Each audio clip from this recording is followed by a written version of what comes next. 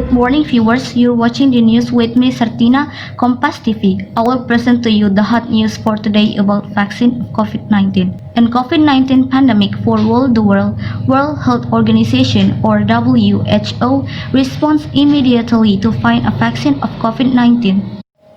There are no vaccines to prevent more than 20 life-threatening diseases, and COVID-19 a vaccine-preventable disease.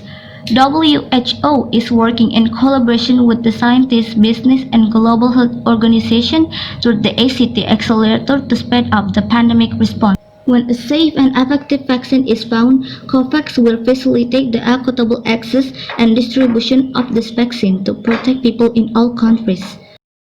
People most at risk will be prioritized in past 3 clinical trials in many thousands of people across continents.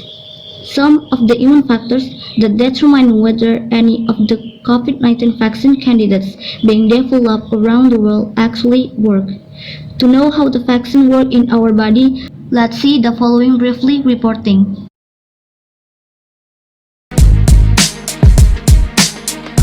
To understand how vaccines work, it helps to look first at how the immune system works, because vaccines harness the natural activity of your immune system. There are about 100 trillion bacteria and viruses on your body. Not all of them cause disease, but some are able to get inside our bodies to multiply, and this can make us ill. There are barriers to stop this happening, but suppose some disease-causing bacteria do get through. Your immune system is quick to recognize them as invaders. This is because the proteins or sugars on the bacteria's surface have different shapes to any of the ones in the human body. They trigger a complex chain of events involving many different types of white blood cells working together.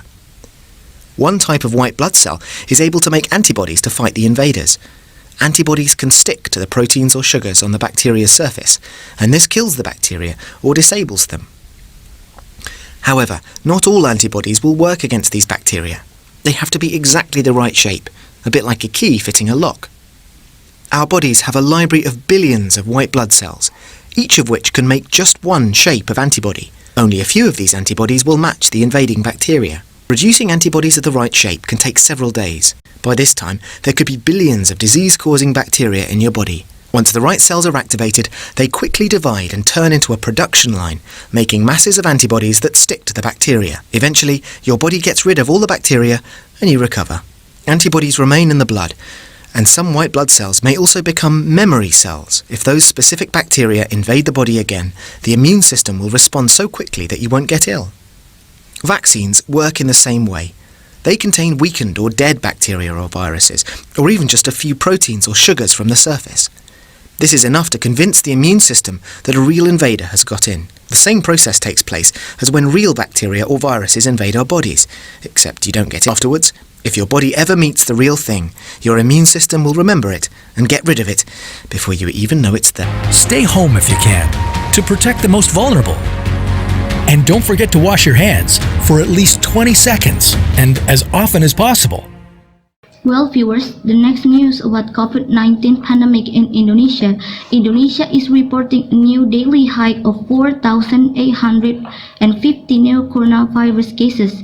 The death toll has also passed 11,500, the highest in the region. Gareth Di Gurnadi NG, 47 years old, toils until nearly midnight almost every day in Jakarta cemetery, preparing plots for fellow Indonesia amid a renewed spike in coronavirus burials. He worried and scared about the job and responsibility where prior to the global pandemic, right when he left work at 4 p.m. to spend time with his young family. But he was lucky so far. Jakarta has been the epicenter of the outbreak in Indonesia, where authorities have struggled for months to contain the virus. The country has reported nearly 245,000 cases, including 9 and 553 deaths, the highest level in Southeast Asia. Start of the pandemic, burials in Jakarta dropped to around 20 to 30 on average per day in July to November, but they shot up in September to between more than 60 per day, data from the city government showed.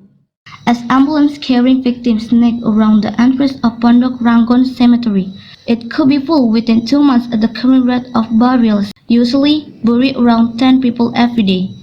For the last few days, it has reached an average of 30 per day of COVID-19 burials.